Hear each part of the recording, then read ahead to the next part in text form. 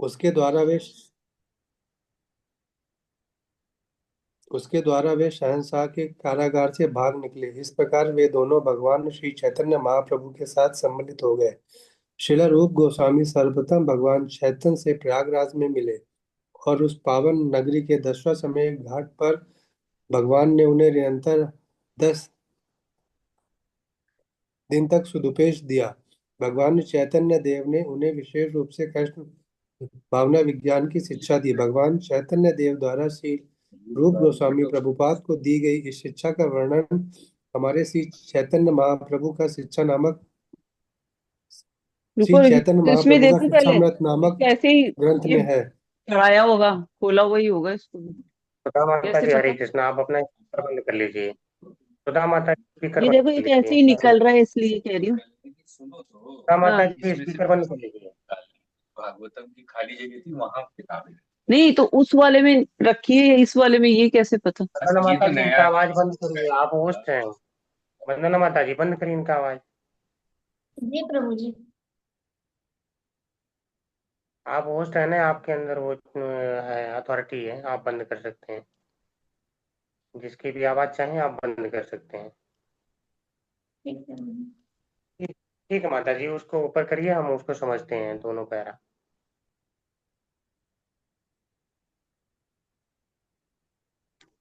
तो जो दोनों भाई हैं, तो ये क्या कर रहे हैं कि जब महाप्रभु चैतन्य गए वहां से उन दोनों लोगों से मिले, तो कह रहे हैं भगवान चैतन्य महाप्रभु की तबीर खास और साकर मलिक इन दोनों भाइयों से भेंट मालदा जिले के रामकेली में हुई थी। उस भेंट के बाद दोनों ने सरकारी सेवा को त्याग कर भगवान चैतन्य देव के शरणागत हो जाने का निश्चय किया। तो जब ये लोग फर्स्ट टाइम मिले, तो इन्होंने कहा कि ठीक है, उसी समय निर्णय कर लिया कि अब हम इनसे जो है इनके शरणागत हो जाएंगे और भक्ति करेंगे। सब वास्तव में लीलाएं हैं, ये लोग तो ऑलरेडी जो है भगवान के परम धाम में गोलोकाचार्य में आप देखेंगे इनका स्थान है। वहां पर मंजरियों के रूप में ये लोग निवास किया करते हैं। तो ऐसा नहीं कि केवल यहाँ पे आए, तो यहाँ पे ये सारी लीलाएं चल रही हैं ताकि हमारे लिए एक ऐसा ग्रंथ प्रस्तुत करके जाएं जिसको हम पढ़ करके भगवान की भक्ति जो है कर सकें। तो फिर जो है श्रील रूप गोस्वामी जी ने निर्णय कर लिया कि अब मुझे जो है नौकरी त्याग देना चाहिए। तो मंत्री पद पर थे, मंत्री पद पर से कौन नौकरी त्याग करना चाहता है। लेकिन भगवान की भक्ति का ऐसा रस होता है कि हर एक पद फीका पड़ जाता है। जैसे हमारे यहाँ एक भक्त हैं, आप देखते होंगे, वो बात बात पर बोलते हैं क्या कि मैं वहां काम कर चुका हूँ, इतनी हायर पोस्ट पे काम कर चुका हूँ। अभी वो क्या है, सर्वोपाधि विनिर्मुक्त नहीं हुए हैं, सारी उपाधियों से रहित नहीं हुए हैं। लेकिन शुद्ध भक्ति कहती है आप सारी उपाधियों से रहित हो जाइए। तो आप इन्होंने इन्होंने प्रैक्टिकली करके दिखाया, सारी उपाधियों से रहित होकर के विनम्र होकर के दिखाया। अगर भक्ति में वास्तव में रस मिलने लगा तो व्यक्ति ऐसा हो जाता है। तो नौकरी छोड़ करके चले आए तो इन्हें बहुत सारा धन मिला, ठीक है, क्योंकि सनातन गोस्वामी जी वहां थे ही, तो उन्होंने छोड़ दिया इन्हें। बोला जाओ, बताते हैं कि पूरा नाव भर गई थी, यानी करोड़ों रुपए की वैल्यू थी उस धन की, करोड़ों रुपए की। तो इन्होंने वितरण कैसे किया, 50% जो है वैष्णवों के बीच में दान कर, और 25% अपने रिलेटिव्स के लिए उन्होंने रखा, और 25% स्वयं के लिए बचा के रखा। तो आज सारे लोग ये कहते हैं कि आप अगर दान भी करो तो सारा ही दान मत कर दो, कुछ तो अपने पास बचा के रखो। जो कि माता जी, थोड़ा सा स्पीकर किसी का आना उसको बंद कर दीजिए। हाँ, तो बोले हैं कि कुछ बचा के रखिए ताकि आप बिल्कुल दीनहीन कारुण्य अवस्था में ना पहुंच जाए। ऐसी अवस्था में अपने आप को बना के मत रखिए, कुछ ऐसी अवस्था में बना के रखिए ताकि जो है आपको बार बार यहाँ वहाँ जो है निर्भर न होना पड़े। तो इसलिए 25% बचा के भी रखना चाहिए कि आपातकाल आ जाए तो मैं उसका उपयोग कर सकूं। ठीक है। लेकिन साकर मलिक जो इनके बड़े भाई हैं, बाद में जो श्री सनातन गोस्वामी हुए, उन्होंने कहा कि अब ठीक है मैं भी चलता हूँ। तो नवाब ने मना कर दिया, बोला नहीं आप नहीं जाएंगे। तो इन्होंने बहाना कर लिया, बोले हमको तो भागवतम पढ़ना है।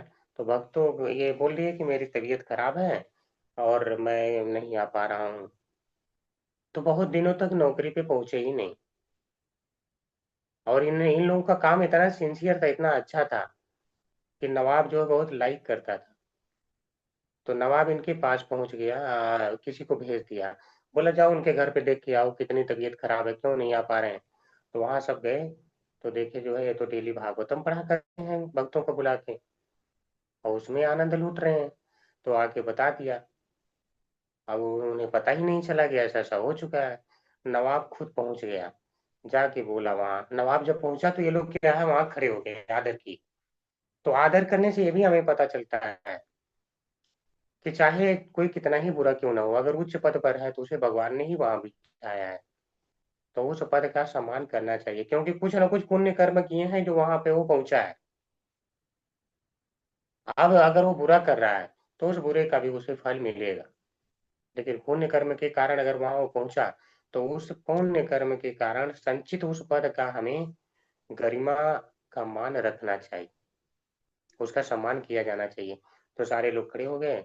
अब इन्होंने बोला, तो वो बोले ठीक है मुझे भी नौकरी छोड़ना है, और मैं आपसे बोला ही था, आप माने नहीं। सनातन गोस्वामी जी बोले, तो बोले नहीं नौकरी तो नहीं छोड़ने दूंगा, अगर पेमेंट बढ़ाना है तो बताओ मैं बढ़ा देता हूँ, कितना पैसा चाहिए। तो बोले नहीं मुझे तो कोई आनंद नहीं है उसमें, मैं नहीं करूंगा। नहीं माने, इनको जबरदस्ती जेल में डलवा दिया। बोला जब तक ये तैयार नहीं हो जाते हैं तब तक जेल में डाल के रखो। सारी सुविधाएं देता था लेकिन जेल में।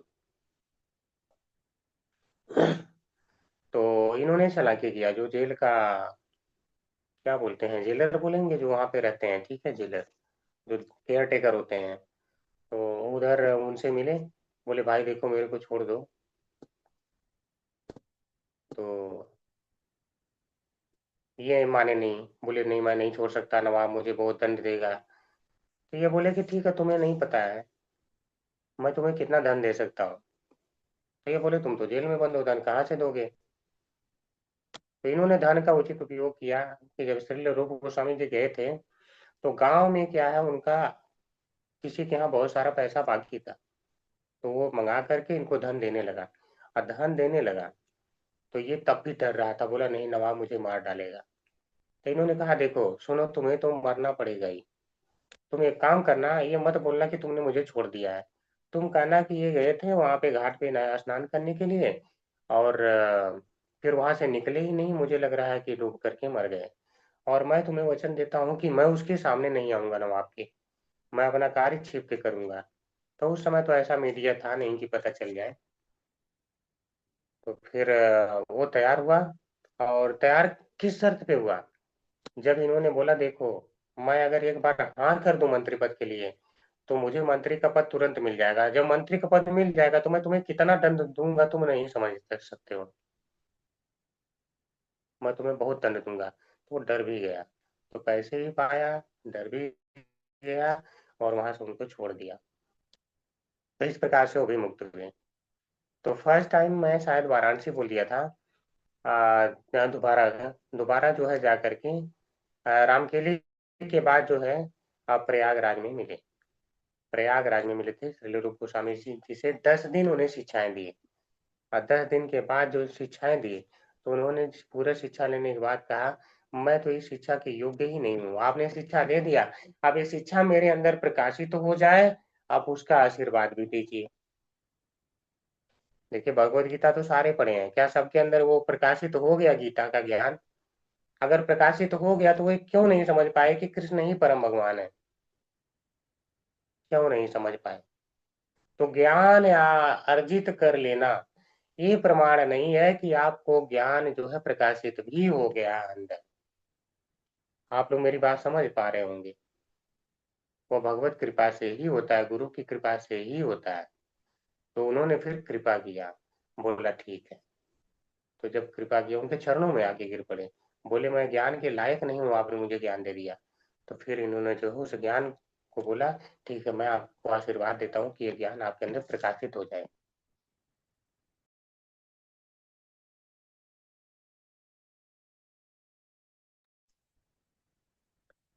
तो इस प्रकार से उन्हें जो है शिक्षा दी गई। तो ये सारा वर्णन जो है श्री चैतन्य महाप्रभु का शिक्षामृत नामक एक ग्रंथ है, वहाँ पे वर्णन किया गया है। आप लोग चाहें तो खरीद के पढ़ सकते हैं, कैसे भगवान मिले, कैसे क्या क्या शिक्षा दिए थे। ठीक है, नेक्स्ट पैरा पढ़ते हैं जी। हरे कृष्ण रीता माता जी। हरे कृष्ण प्रभु जी, हरे कृष्ण माता जी, इनको सादर करना। बाद में श्री रूप गोस्वामी ने भगवान चैतन्य देव की शिक्षा का विविध वैदिक शास्त्रों के ज्ञान और प्रमाण के आधार पर विस्तृत रूप से प्रतिपादन किया। 6 गोस्वामियों के चरणों में श्रीनिवासाचार्य की ज्ञान नहीं था। श्रीनिवासाचार्य की प्रार्थना में उल्लेख है कि वे सब पंडित थे। उन्हें केवल संस्कृत का ही ज्ञान नहीं था, वरन वे फारसी और अरबी आदि विदेशी भाषाओं में भी पारंगत थे। श्री चैतन्य महाप्रभु के मत को प्रामाणिक वैदिक ज्ञान के आधार पर स्थापित करने के लिए उन्होंने संपूर्ण वैदिक शास्त्रों का गंभीर विचार पूर्वक अध्ययन किया था। वर्तमान कृष्ण भावनामृत आंदोलन श्री शील रूप गोस्वामी प्रभुपाद की प्रामाणिकता पर आधारित है। अतएव हमें प्रायः रूपानुग अर्थात शील रूप गोस्वामी प्रभुपाद के चरण चिन्हों का अनुगामी कहा जाता है। हमारे मार्गदर्शन के लिए ही शील रूप गोस्वामी ने इस भक्ति रसामृत सिंधु नामक ग्रंथ की रचना की। जो व्यक्ति कृष्ण भावनामृत आंदोलन में संलग्न है, वे इस महान ग्रंथ का लाभ उठाए और बड़े दृढ़ता के साथ कृष्ण भावना में स्थिर हो जाएं। भक्ति का अर्थ है सेवा करना। किसी भी सेवा में कुछ न कुछ आकर्षण रहता है, जिससे सेवक उन्हें उसमें निरंतर लगा रहता है। इस जगत में हम निरंतर किसी न किसी प्रकार की सेवा में लगे रहते हैं, और इस सेवा का उद्दीपन है वह आनंद जो हमें उससे मिलता है। पत्नी और संतान के स्नेहवश गृहस्थ दिन रात अथक परिश्रम करता है। परोपकारी भी इसी प्रकार प्रेमवश बृहद परिवार के लिए कार्य करता है। और जो राष्ट्रवादी है, वह अपने देश और देशवासियों के लिए प्राण प्राण से प्रयास करता है। वह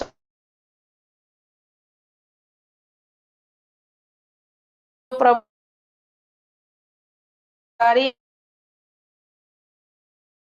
गृहस्थ माता जी का आवाज नहीं आ रहा है, कोई और पढ़ सकते हैं। जी प्रभु श्री जी। कृष्णा प्रभु जी, मैं पढ़ूं? जी सुधा माता जी पढ़िए। आप थोड़ा ना स्पीकर बंद कर लिया करिए बाद में, क्योंकि आप लोग घर में फिर बात करते हैं तो आवाज आती है। भक्ति का जी अर्थ पढ़िए। है सेवा करना। किसी भी सेवा में कुछ न कुछ आकर्षण रहता है, जिससे सेवक उसमें निरंतर लगा रहता है। इस जगत में हम निरंतर किसी न किसी प्रकार की सेवा में लगे रहते हैं, और इस सेवा का उद्दीपन है वह आनंद जो हमें उससे मिलता है। पत्नी और संतान के स्नेहवश गृहस्थ दिन रात अथक परिश्रम करता है।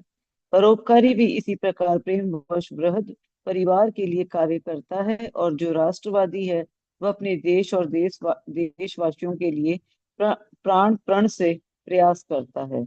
वह शक्ति जो परोपकारी गृहस्थ और राष्ट्रवादी को अपने अपने कार्य में लगाए रखती है, उसका नाम रस है, जो अति मधुर है। भक्ति रस लौकिक कर्मियों के साधारण रस से भिन्न है। लौकिक कर्मी दिन रात एक ऐसे रस को भोगने के लिए परिश्रम करते हैं जो वास्तव में इंद्रिय तृप्ति है। ऐसे रस का स्वाद अधिक देर नहीं रहता, और इसीलिए लौकिक कर्मियों में अपने भोगने की अवस्था को निरंतर बदलते रहने की प्रवृत्ति रहती है। व्यापारी पूरे सप्ताह कार्य करने में संतुष्ट नहीं होता, अतएव सप्ताहांत होने पर वह कुछ परिवर्तन चाहता है, और इसीलिए ऐसे स्थान पर चला जाता है जहाँ कम से कम एक दिन के लिए तो वह अपनी सारी व्यापार क्रियाओं को भूल सके। सप्ताह का अंत विस्मृति में खोकर वह फिर अपनी स्थिति को बदलकर व्यापार क्रिया में संलग्न हो जाता है।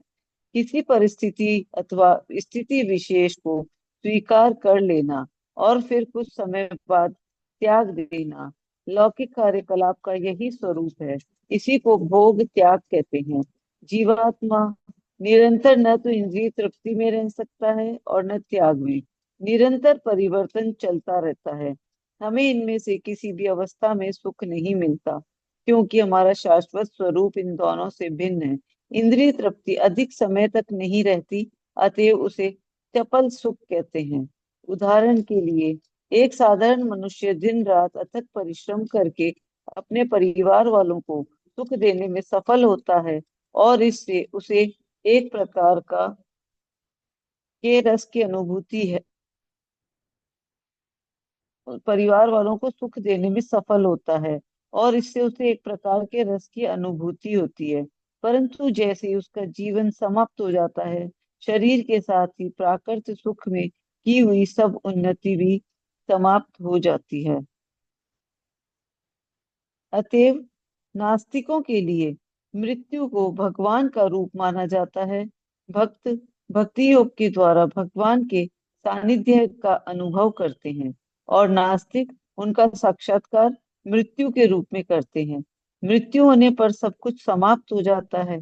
एक नई अवस्था में, जो पिछली अवस्था से श्रेष्ठ अथवा अधम हो सकती है, जीवन का एक नया अध्याय शुरू करना होता है।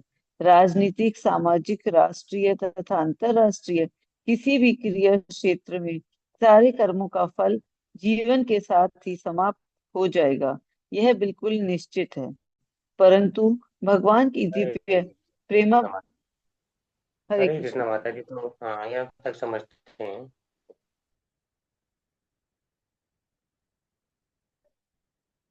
हाँ, यही समझना है।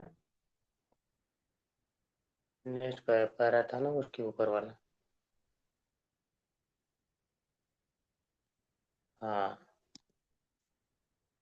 ये वाला यही था ना बाद में। तो वास्तव में जब श्री चैतन्य महाप्रभु जी ने शिक्षा दे दिया, तो उसी शिक्षा को ही आधार बना के श्री रूप गोस्वामी या जो हमारे षड गोस्वामी हैं, इन्होंने सारी शिक्षाओं का जो है प्रचार प्रसार किया है। तो अगर आज कोई कहता है कि इन्होंने अपने मन से कुछ लिखा है, कुछ चीजें ऐसा किसी को लग रहा है, तो यह बिल्कुल गलत है। कुछ लोगों का कहना है कि इस्कॉन वाले तो केवल जो है षड गोस्वामी ने जो लिखा है शिक्षाएं, उन्हीं की शिक्षाओं पे चलते रहते हैं। बाकी सारा का ग्रंथ बाकी सारा नहीं पढ़ते हैं, केवल श्रीमद् भगवत गीता पढ़ते हैं, श्रीमद् भागवतम पढ़ते हैं, चैतन्य चरितमृत पढ़ते हैं, यही करते रहते हैं। तो वास्तव में हमें और किसी वस्तु की या किसी और बुक को पढ़ने की आवश्यकता नहीं है, क्योंकि स्वयं भगवान श्री कृष्ण ही चैतन्य है। चैतन्य महाप्रभु जी क्या है? स्वयं भगवान श्री कृष्ण ही है। तो वह जो शिक्षा देते गए हैं, उन्हीं की शिक्षाओं के आधार पर इन्होंने लिखा है। तो इसलिए हमें कभी संदेह नहीं करना चाहिए। माता जी ने देखिए कितना अच्छा पॉइंट हाईलाइट किया है कि हमें अपने आचार्यों पे ताकि गर्व हो। ऐसा नहीं कि केवल उन्हें हिंदी या संस्कृत आता है, अन्य भाषाएं जैसे अरबी, फारसी, ये सब भाषाओं का भी उन्हें ज्ञान था। अब समझिए, इतनी भाषाएं उन्होंने सीखा, इतने ग्रंथ कब पढ़े, कब भाषाएं सीखे, कब प्रचार प्रसार किया, फिर बाद में लिखा भी। कितना मुश्किल रहा होगा ना। और उन्होंने लिख दिया जिसे आज हमारे लिए समझना ही मुश्किल हो रहा है। और उसी समय के आचार्य हैं श्रील रूप गोस्वामी, और उसी समय के आचार्य हैं श्रील जीव गोस्वामी। उन जीव गोस्वामी जी को पता है कि लोग जो इनके द्वारा लिखा गया ग्रंथ नहीं समझ पाएंगे, तो इसलिए उन्होंने उस पर टीका लिखा। अन्यथा जो है आज ये लिखने के बाद भी भक्ति रसामृत सिंधु का अर्थ स्पष्ट नहीं हो पाता। ठीक है, ठीक है माता जी, कहते हैं रूपानी उन्नुगम कहलाते हैं, इसकी व्याख्या मैं कर चुका हूँ। जी, नेक्स्ट पैरा। ठीक है, अभी यहाँ पे हम जानेंगे जो भक्ति का अर्थ है। भक्ति का अर्थ वास्तव में सेवा ही करना होता है। ऐसा नहीं भक्ति का अर्थ है कि हाथ पैर मोड़ करके बैठ जाओ और आंख बंद करके बैठ जाओ, ऐसा नहीं। भक्ति का अर्थ सेवा करना होता है। वास्तव में अगर कोई भगवान की भक्ति में नहीं लगता है, तो ये हम नहीं कह सकते कि किसी के भक्ति में लगे ही नहीं रहा है, वह फिर माया की सेवा में लगता है, माया की सेवा करता है, किसी न किसी की तो करता है। तो प्रभुपाद जी यहाँ बता रहे हैं कि व्यक्ति की सेवा करने की प्रवृत्ति होती है, और जब सेवा करता है तो उसे कुछ न कुछ आनंद की अनुभूति होती है, उस आनंद के कारण ही वो करता है। जैसे जब बच्चा होता है तो बच्चा क्या, उसके अंदर कोई ज्ञान ही नहीं है तो किसी की सेवा नहीं करता, आपने देखा ही होगा। बच्चा तो नहीं किसी की सेवा करता है, थोड़ा बड़ा भी हो जाता है तो नहीं करता है, और किसी से प्रेम भी नहीं करता। और वही बच्चा जब थोड़ा बड़ा होता है तो अपनी माँ से प्रेम करता है, क्योंकि माँ बहुत कुछ, उसे हर कुछ देती है। फिर थोड़ा सा और समझदारी होती है तो पिताजी से भी प्रेम करता है, हाँ पिताजी भी तो ला के दे रहे हैं। माँ पहले क्या है, उसे दूध पान कराती है तो बच्चे को प्रेम होता है, माँ की तरफ झपट करके देखेगा, जाएगा उसके गोद में, फिर उसका प्रेम बढ़ते बढ़ते भाई बहन तक जो है पहुंचता है। फिर धीरे धीरे क्या होता है, फिर वहीं से निकल करके वो परिवार में और बुद्धि बढ़ती है और ग्रो करता है तो परिवार से प्रेम होने लगता है। फिर जो परिवार से प्रेम हो जाता है, अच्छा प्रेम का लक्षण 6 लक्षण बताए गए हैं, आपने पढ़ा होगा उपदेशामृत में। ठीक है, उपदेशामृत में प्रेम के 6 लक्षण बताए गए हैं, तो जिनमें से एक क्या होता है, ददाति प्रतिग्रहणाति, यानी लेन देन भी करना, ये जो है प्रेम का लक्षण है।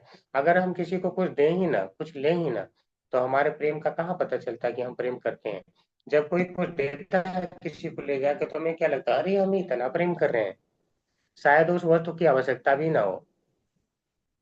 अचानक आपका बच्चा आपको आके एक गिलास पानी ऐसे दे, शायद आपको आवश्यकता ना हो, आप जैसे ही बाहर से आए आप कितना खुश हो जाएंगे ना कि मेरा बच्चा इतना समझदार हो गया, मुझे पानी ला के दिया। आपको शायद ना भी प्यास होगी तो भी थोड़ा सा स्वीकार करेंगे, तो आपको क्या लगेगा, प्रेम करता है। तो ये प्रेम धीरे धीरे बढ़ता जाता है, फिर वो और बड़ा होता है, फिर समाज में वो सेवा करने जाता है, फिर और होता है बड़ा तो फिर बोलता है मेरा देश है, मैं देश की मिट्टी से पैदा हुआ हूँ, फिर देश के लिए मर मिट जाऊंगा, ये सब भावनाएं आने लगती है। तो इस प्रकार से और ज्यादा कोई ज्ञानी होता तो बोलता नहीं, पूरा संसार है, पूरे संसार में हमें सबसे प्रेम करना चाहिए। तो जैसे जैसे बुद्धि बढ़ती जाती है तब जा करके वो प्रेम का लेवल उसका बढ़ता जाता है, लेकिन वो जानता ही नहीं प्रेम कहाँ करें, प्रेम किससे करें वो जानता ही नहीं। कि मैं एक जगह प्रेम करूंगा तो सबको सुख की अनुभूति होगी, मैं एक को दूंगा तो सबको मिलेगा। जैसे पेड़ की जड़ में पानी दो तो पत्ती पत्ती तक पहुंचता है, वो जानता ही नहीं। और साथ में ठीक है, माता जी ने कहा ये जो सारा रस उसे मिलता है, यानी जो आनंद मिलता है सेवा में, ये क्या है, भिन्न है। भाव जो भक्ति का रस है उससे ये बिल्कुल भिन्न होता है। स्वभाव क्या होता है कि जैसे ये वाले रस कुछ दिनों में नष्ट हो जाते हैं, लेकिन भक्ति का, इसीलिए इसे क्या कहते हैं, चपल सुख कहा जाता है। चपल यानी जो अभी है, पल पल पल में जो बदल रहा है, ठीक है। अभी जैसे मान लीजिए कर्मी है, बोलता है कि मुझे जो है काम करने में बहुत आनंद आता है, तो आप उसे कह सकते हैं कि अगर तुम्हें काम करने में आनंद आता है, नौकरी करने में, तो फिर संडे को क्यों जाते हो, संडे को आराम क्यों ले लेते हो, संडे को क्यों नहीं जाते हो, संडे को भी जाओ काम पे। अब वो संडे को क्या सोचता है, सैटरडे हो या संडे हो, यानी वीकेंड्स, तो वीकेंड्स में सोचता है मैं कुछ और काम करूँ, वहां से थोड़ा आनंद प्राप्त कर लूँ। तो वास्तव में अगर देखा जाए तो यहाँ आनंद मिल रहा है लौकिक चीजों से, वह आनंद जो है बार बार बदल रहा है, यानी ठहर ही नहीं रहा है, कुछ देर तक रहता है, फिर कुछ, फिर जो है नष्ट हो जाता है। जैसे नौकरी पाया, नौकरी पाने का थोड़ा सा आनंद मिला, फिर क्या है, वो नौकरी अब उसे आनंद नहीं दे रही है, सोचता है कुछ और पा जाऊंगा तो खुश हो जाऊंगा। तो बार बार वो बदलते रहते हैं ना, बार बार बदलते रहते हैं, यानी असंतुष्टि है।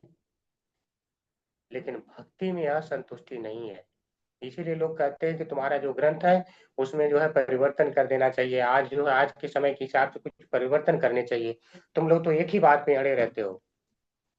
तो भक्ति का जो रस है वो बदलता ही नहीं है, वो सदैव जो है उसी रूप में बना रहता है, सदैव आनंद देता ही रहता है। तो उसे हम बदल कैसे दें? उसे हम कैसे बदल सकते हैं? समझ रहे हैं? उसे बदला नहीं जा सकता है। ठीक है, आगे बढ़ते हैं।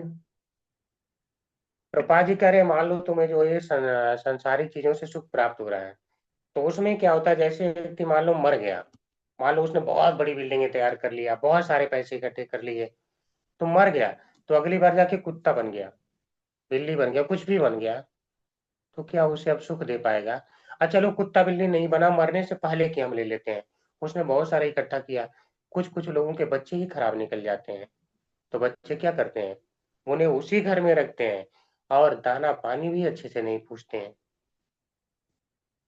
हाँ, दाना और पानी अच्छे से नहीं पूछते हैं, भोजन नहीं अच्छे से देते हैं। आप बताओ, उसने सारा इकट्ठा किया था, तो आज उसका धन उसके काम क्यों नहीं आ रहा है? अगर वो भक्ति का संस्कार दिया होता तो आज वही बच्चे उसकी सेवा करते। जब व्यक्ति भक्ति भूल करके सारा कुछ भी कर लेता है, तो उसका फायदा ना इस जन्म में होता है, ना अगले जीवन में ही होता है। समझ रहे हैं? तो ये समाप्त हो जाता है, लेकिन भक्ति का रस समाप्त नहीं होता। आगे बढ़ते हैं। हरे कृष्ण निभु माता जी। माता जी ज्यादा बचा है, कितना बचा है, एक बार थोड़ा देखेंगे। अभी ज्यादा है प्रभु जी। ज्यादा है? प्रभु जी पेज नंबर तक ये यहाँ तक कंप्लीट कर लेते अच्छा हैं, एक पैरा क्योंकि कर लो। 10 मिनट 5, हाँ रिकॉर्डिंग के 5-10 ठीक है, मिनट ही एक, बचे हैं। हाँ एक पैरा पढ़ लेते हैं, उसके बाद चलते हैं।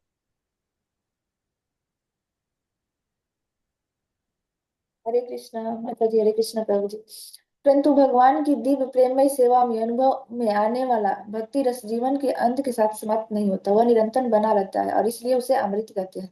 संपूर्ण वैदिक शास्त्रों में इसका प्रमाण है। भागवत गीता कहती है, भक्ति रस में थोड़ी भी उन्नति भक्त को परम भय से अर्थात मानव जीवन के अवसर को खो देने से होने वाले भय से बचा सकती है। सामाजिक जीवन, पारिवारिक जीवन अथवा परोपकार, मानवतावाद, राष्ट्रवाद, समाजवाद, साम्यवाद आदि बृहत पारिवारिक जीवनों के भावों से होने वाले रस इस बात की गारंटी नहीं दे सकते कि हमारा अगला जन्म भी मनुष्य के रूप में ही होगा। इस जीवन में अपनी वास्तविक क्रियाओं के द्वारा हम अपने अगले जीवन की रचना कर रहे हैं। जीव आत्मा अपनी देह में जो काम करता है, उसी के फलस्वरूप उसे अगले जन्म में देह की प्राप्ति होती है।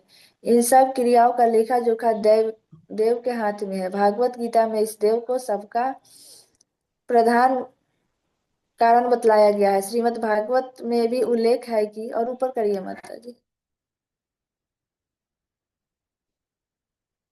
उल्लेख है कि पूर्ण जन्म में नई देह की प्राप्ति दैव नेत्रेन अर्थात भगवान के निर्देशानुसार होती है। साधारण अर्थ में दैव भाग्य को कहते हैं। दैव का विधान हमें 84 लाख योनियों में से उपयुक्त देह देता है। इसका चयन हमारी इच्छा के अनुसार नहीं, हमारे भाग्य के अनुसार होता है। यदि हमारी वर्तमान देह कृष्ण भावना भावित क्रियाओं में लगी हुई है, तो इस बात की गारंटी है कि अगले जन्म में हमें कम से कम मनुष्य की योनि तो अवश्य ही मिलेगी। यदि कोई कृष्ण भावना भावित क्रियाओं के प्रायण है, तो यह निश्चित है कि भक्ति योग को पूर्ण न कर पाने की अवस्था में उसे मानव समाज में उच्च वर्गों में जन्म की प्राप्ति होगी, जिससे वह स्वतः कृष्ण भावना में आगे उन्नति कर सके। अतएव कृष्ण भावना भावित सभी प्रमाणिक क्रियाएं अमृत है। भक्ति रसामृत सिंधु का यही विषय है। हरे कृष्ण। हरे कृष्णा, हरे कृष्णा। जी यहीं तक हम समझेंगे। तो वास्तव में हमने अभी तक क्या देखा, भक्ति रसामृत सिंधु पढ़ने का एक लाभ हमने क्या पाया था, कि जो इस ग्रंथ को पढ़ेगा उसकी भगवान कृष्ण में भक्ति हो जाएगी, प्रेमा भक्ति हो जाएगी। और दूसरा चीज हमने क्या देखा था, कि जो इस ग्रंथ को पढ़ेगा वह जो है गोस्वामी के पद तक उठ जाएगा, यानी इंद्रियों पे उसका स्वयं का नियंत्रण होगा, वह स्वयं गोस्वामी के पद पे उठ सकता है, केवल इस ग्रंथ को अच्छे से समझ लेने के बाद। अभी क्या बता रहे हैं कि जो ये रस है भक्ति में जो मिलता है, या जो हम भक्ति में कुछ कार्य करते हैं, ये कभी नष्ट नहीं होता है, ये सदैव यूं ही बना रहता है। जैसे समाजवाद है, परिवारवाद है, परोपकारवाद है, मानवतावाद, यहाँ पे बहुत सारे उदाहरण दिए हैं। तो यहाँ पे क्या है, देखिए परिवार में जो आपको आनंद आ रहा है, वही परिवार वाले आपसे कुछ समझ में जब झगड़ा करने लगते हैं तो आपको आनंद नहीं आता है। आज आपने खूब खिलाया, खूब मिल करके पार्टी कर रहे हैं, साथ में खा रहे हैं, वही झगड़ा करते तो आनंद तो नहीं आता है ना। आपका इसी जीवन में किया कराया नष्ट हो गया। शायद आपने 20 साल तक उन्हें कमा के खिलाया हो। आजकल देख ही रहे हैं, वृद्धावस्था में क्या है, माता पिता को लोग बाहर फेंक देते हैं, कहीं भी उठा के फेंक के आ जाते हैं, वृद्धाश्रम में फेंक देते हैं, पैसे भी नहीं देते हैं। तो कहीं न कहीं जो है, इस तरह की बातें होती रहती हैं। तो कह रहे हैं कि सामाजिक जीवन, पारिवारिक जीवन अथवा परोपकारवाद, मानवतावाद, राष्ट्रवाद, समाजवाद, साम्यवाद। अच्छा, समाजवाद, साम्यवाद क्या है? समाजवाद, साम्यवाद ये सब क्या है ना, कि समाजवादी या साम्यवादी लोग होते हैं, दोनों में बहुत थोड़ा ही डिफरेंस होता है। तो मूलतः देखा जाए तो ज़्यादा अंतर नहीं है। इनमें ये लोग क्या कहते हैं कि देखो, ये दुनिया में जितनी प्रॉपर्टी है, ये सबकी है, किसी एक का अधिकार नहीं है। पूंजीपति होते हैं जो पूंजीवादी लोग होते हैं। पूंजीवादी क्या करता है, वो बोलता है, पूंजीवादी का मतलब बड़े बड़े जो व्यवसायी हैं, व्यापारी हैं, वो अपना एक एक कंपनी बना लिया है, तो सारा पैसा जो है अपने पास इकट्ठा कर लेता है। तो ये बोलते हैं पूंजीवाद नहीं चलेगा कि एक ही व्यक्ति के पास इतने पैसे रहें, ये पूरे समाज में समान रूप से वितरण होना चाहिए। तो इसीलिए इसे समाजवाद या साम्यवाद कहा जाता है। तो ये सब में भी जो सेवा करते हैं, आप देखेंगे साम्यवाद या समाजवादी भी है, आज सबको कह रहा है कि समान हक हिस्सा मिलना चाहिए, और वही चाहता है, उसी से कोई व्यक्ति झगड़ा कर लेता है तो फिर बोलता है, वो छोड़ देता है, बोलता कोई समाजवाद नहीं होता, कोई साम्यवाद नहीं होता, हमने पूरा समाज के लिए क्या नहीं किया, आज वही समाज मुझे गालियां दे रहा है, मैंने छोटी सी क्या गलती कर दी, आज मुझे लोग देखना नहीं चाहते, क्या क्या मेरे बारे में कमेंट कर रहे हैं, ऐसा आपने देखा होगा।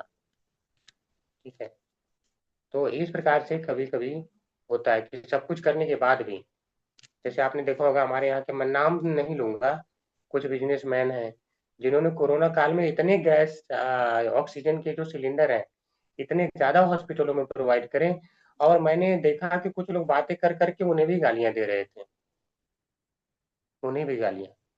तो क्या है, आप ये कितना भी कर लें आपको गाली मिलेगा ही।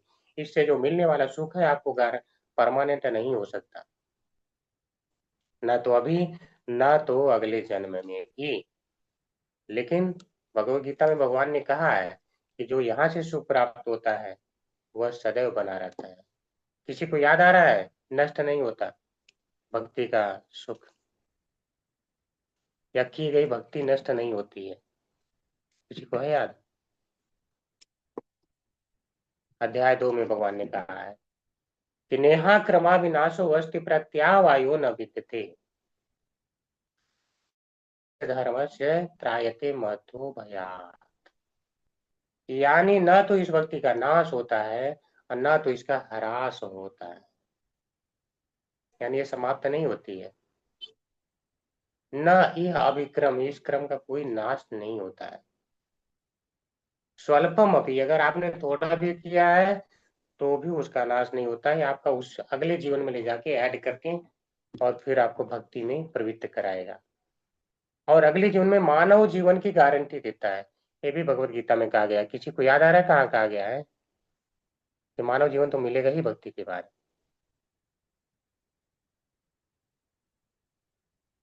अरे यह भी नहीं याद आ रहा है?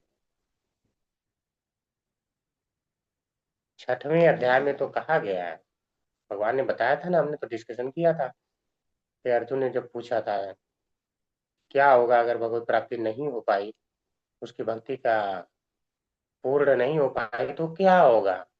तो भगवान ने तो कहा था ना कि ठीक है, उच्च कुल में पैदा हो जाएगा या योगियों के घर में पैदा होगा, वहां हमने डिस्कशन किया था। तो योगियों के घर में उच्च कुल में पैदा हो रहा है तो मानव जीवन ही तो प्राप्त करके पैदा होगा ना, अर्थात मानव जीवन की गारंटी है। और भागवतम में भी ऐसा ही कहा गया है, फर्स्ट कैंटो में।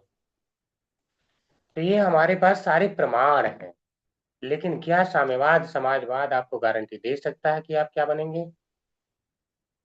कभी नहीं दे सकता है। हमारे यहाँ एक बहुत महान नेता हुए, मैं नाम नहीं लूंगा, जिसको हिंट समझना हो समझ जाएगा। उनके बारे में कुछ ज्योतिषियों ने कहा, आजादी के समय में ये नेता थे, तो कुछ ज्योतिषियों ने बताया कि जाकर के कहीं बाद में कुत्ता बन गए हैं, ऐसा बताया। तो व्यक्ति जो है कितना महान हो जाएगा, जाके कहीं कुत्ता भी बन जाएगा, कोई गारंटी नहीं है। ठीक है, कोई गारंटी नहीं है। लेकिन यहाँ पे एटलीस्ट मानव जीवन की पक्का गारंटी है, और वहां से भक्ति करेगा, जरूर ही करेगा फिर से भक्ति। इसकी गारंटी भगवान कृष्ण ने गीता में दी है, छठे अध्याय। ठीक है, वहां पे वो बुद्धि प्राप्त करेगा। तत्र तम बुद्धि संयोगतम लभते पौरदैहिकम, पुराने देह की बुद्धि को वह प्राप्त कर लेगा। देखेंगे छोटे छोटे बच्चे हैं जो भक्ति में अभी कितने आगे बढ़ गए हैं। कैसे बढ़ गए? क्योंकि पुराने जन्म की भक्ति जो है वहां पे आके काम करती है। सारे श्लोक याद हो गए, सारे सिद्धांत समझ में आ गए, जो बड़े बड़े लोगों को नहीं समझ में आता, क्योंकि भक्ति का कभी नाश नहीं होता है। तो कह रहे हैं अतएव कृष्ण भावना भावित सभी प्रामाणिक क्रियाएं, अच्छा, भावित में सभी प्रामाणिक क्रियाएं अमृत है। भक्ति रसामृत सिंधु का यही विषय है। तो विषय ये भी है जो हमने पिछले 2 विषय देखे थे। तीसरा विषय ये भी है कि यहाँ पे जो भी आप करते हैं उसका कभी नाश नहीं होता है। सब पॉइंट आप लोग बनाते जाना, भक्ति रसामृत सिंधु के क्या क्या विषय हैं।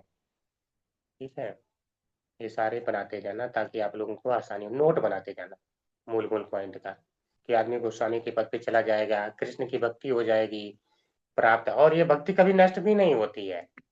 ठीक है, और भक्ति रसामृत सिंधु का ये भी है विषय। तो ये सब जो है आप पॉइंट नोट करते जाना। आज यहीं पे हम विराम लेंगे, अगर कोई कुछ कहना चाहते हैं तो कह सकते हैं।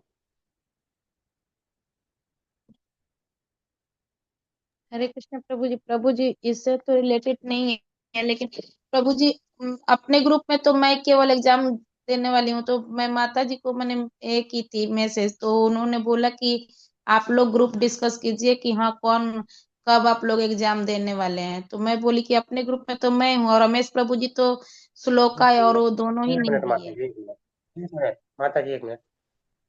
माता जी किसी को क्या, या प्रभु जी किसी को इस विषय से संबंधित, भक्ति रसामृत सिंधु से संबंधित प्रश्न तो नहीं है? इससे संबंधित नहीं है तो मैं इसको रिकॉर्डिंग बंद करवा दूं?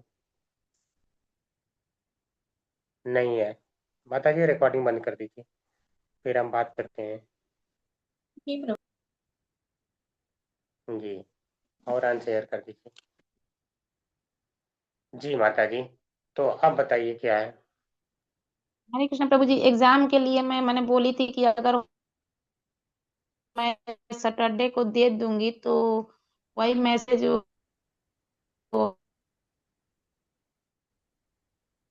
अनुराधा तो माता जी को भी कितने कि लोग कौन बचे? एग्जाम नहीं दिया है, तो आप लोग हरे कृष्ण माता माता जी, जी बंद नहीं रिकॉर्डिंग, हुआ है रिकॉर्डिंग।